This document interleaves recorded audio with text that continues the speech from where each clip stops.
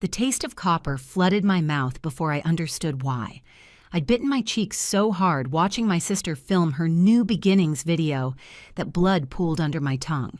Behind her, stacked against the front door like garbage waiting for collection, were 12 cardboard boxes containing everything I owned: my clothes, my books, the framed photo of Dad teaching me to ride a bike, all of it packaged and removed from my bedroom while I'd been at work.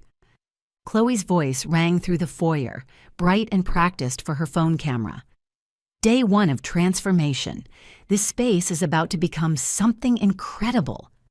She hadn't even noticed me standing at the top of the stairs, frozen by the railing I'd gripped every morning for 23 years. My mother appeared from the kitchen, dish towel in hand, her face set in that expression I knew too well, the one that said she'd made a decision and expected compliance. When her eyes met mine, she didn't flinch. "You have 48 hours to get your stuff out," she said, voice flat as a closed door. "This house is your sister's now." My name is Riley, I'm 31, and I'm a paralegal. This is the story of how I stopped being the family's solution and became their reckoning. I grew up translating the chaos of my family into something manageable. At 16, I was decoding property tax notices and explaining insurance claims to parents who'd rather pretend confusing mail didn't exist. By 20, I was the default crisis manager, the daughter who handled everything quietly while Chloe collected compliments and Instagram followers. Our house in suburban Portland held every version of me. The kitchen table where I'd studied for the LSAT while Mom made Chloe's favorite desserts. The living room where I drafted my parents' will at 25 because they trusted my judgment. My bedroom, the smallest one, still painted the same forgettable beige from middle school, while Chloe's room had been redecorated 3 times. I never complained. Complaining made you ungrateful, and grateful daughters got to stay. But gratitude, I learned, has an expiration date. The shift started 6 months ago when Chloe launched her wellness brand, another venture funded by our parents' retirement savings and my labor. She needed content backdrops, she said, beautiful spaces for her meditation videos and product launches. Our house, with its craftsman charm and natural light, became her studio. At first, it was occasional. A yoga video in the living room, a skincare routine filmed in the upstairs bathroom. Then it escalated. She was there every day, rearranging furniture, directing her assistant to move family photos that disrupted the aesthetic. I started noticing documents on the dining table, property assessments, home valuation reports, renovation estimates with Chloe's looping signature in the margins. When I walked in one evening, all 3 of them went silent in a way that made my stomach drop. Mom, Dad, Chloe. "We're just discussing possibilities," Mom said, folding papers too quickly. "What possibilities?" I asked. Dad cleared his throat. "Adult things. Nothing for you to worry about." Adult things. As if I hadn't been handling their adult things since high school. The real warning came 2 weeks before everything imploded. I found an envelope slipped under my bedroom door containing Chloe's schedule. Client sessions, filming blocks, wellness retreats, all planned for our house. At the bottom, in Mom's handwriting, it said, "We'll need to adjust your room soon." Adjust, like I was furniture they could rearrange. Over those 2 weeks, I quietly documented everything while pretending nothing had changed.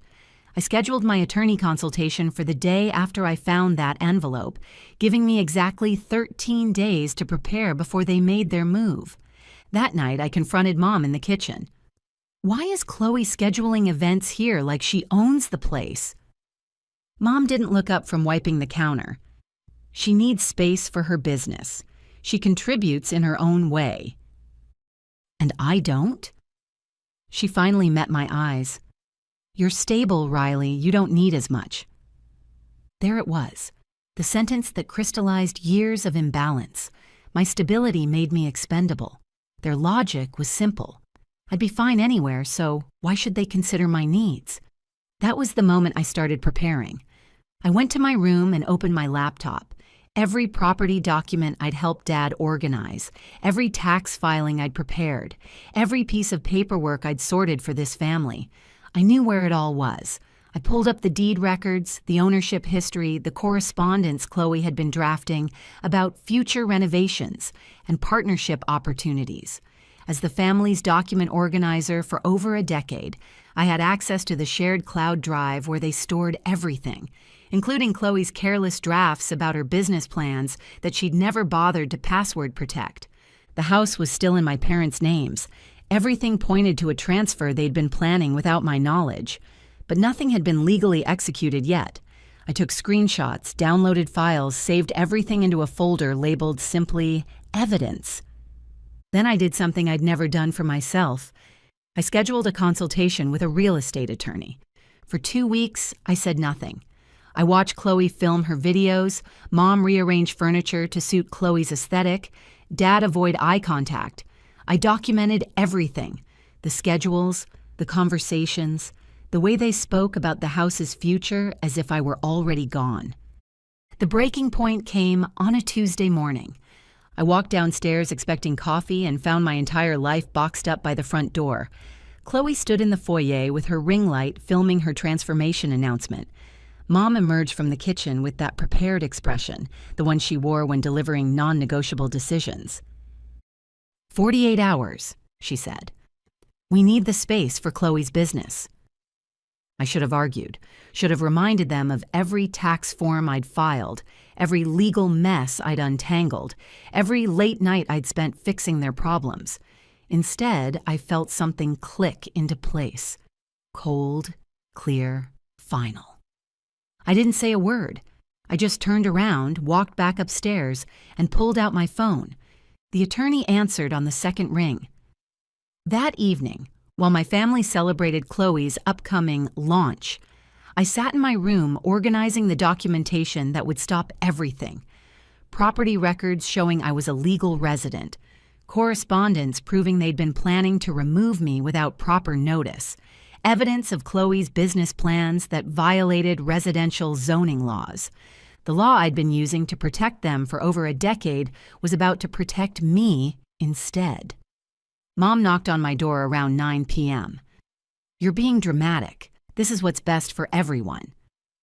I didn't answer. Silence, I'd discovered, made people more nervous than arguments. The next morning, I received confirmation from the attorney. Everything was in place. I came downstairs to find Chloe's car in the driveway, my parents in the living room, all of them wearing expressions of impatient righteousness. They were ready for me to leave quietly, to make this easy on them. Chloe walked in first, carrying folders and talking into her phone. Day 1 of the transition. This place is going to be incredible once... She stopped when she saw me. Oh, you're still here. Still here, I said quietly. She rolled her eyes. Look, Riley, I know this is hard, but Mom and Dad are right. I have real plans. This house has potential your life just doesn't require. The cruelty wasn't in her words. It was in how casually she said them. Mom set down her purse. We told you to have everything out by today. Dad stepped forward. We have people coming for appointments. Chloe needs to start setting up. Start what? I asked. Her business, Chloe said, exasperated.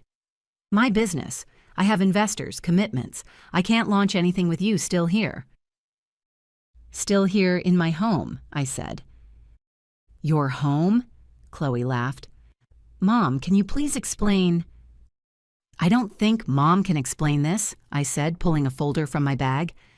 But I can. The room shifted. Chloe's confidence flickered. Mom's hand tightened on the counter.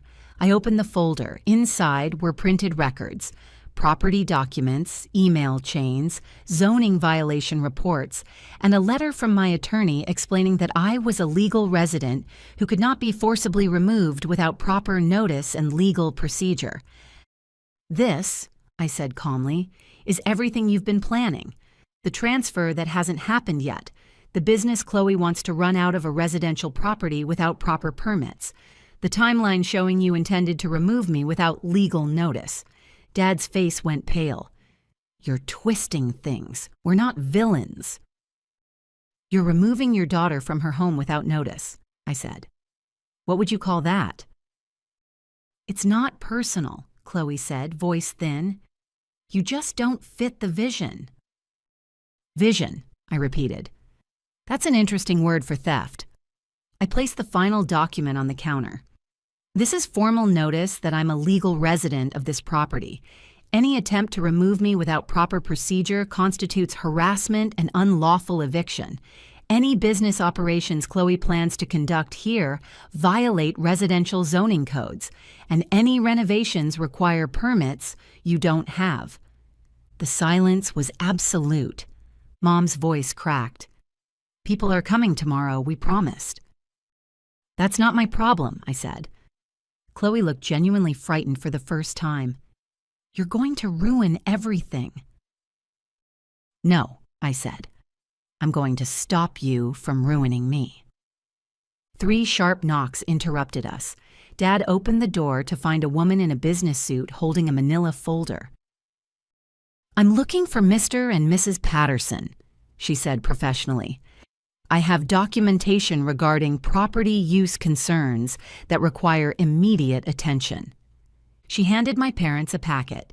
Official notices about pending zoning reviews, business permit violations, and occupancy disputes that froze all planned changes to the property until resolved. "What does this mean?" Chloe whispered. "It means," the woman said, "nothing can proceed here until these matters are cleared. No business operations, no renovations, no occupancy changes." Mom stared at me. "What did you do?" "I prepared," I said, "the way you taught me to." The woman left. The house fell silent again, but it was a different kind of silence. The kind that comes after something breaks beyond repair. Chloe locked herself in her room, frantically calling investors who'd already started backing out. Mom sat at the kitchen table, staring at paperwork she couldn't fix. Dad retreated to the garage, unable to face what they'd tried to do. Over the next week, everything Chloe had built on the foundation of my displacement crumbled. The formal zoning violations became public record, and when her investors searched the property address for due diligence, they found pending legal complications that made any business partnership too risky. They pulled out within 72 hours. Her launch was canceled.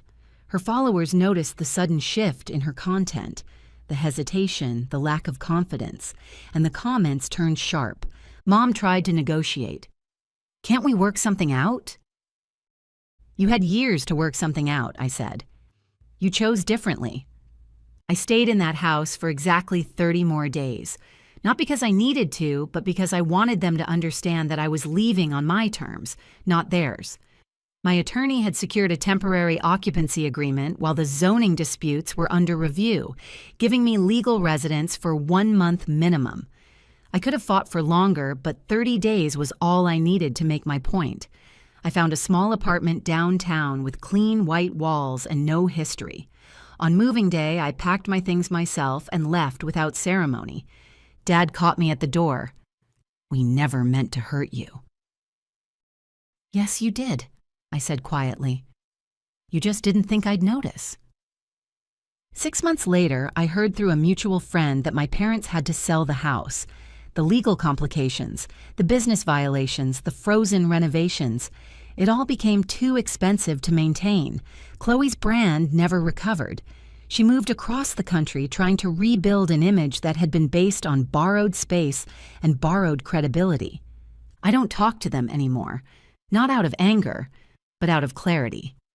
Mom tried calling twice in the first month after I moved out. I didn't answer. Dad sent an email on my birthday that I deleted without reading.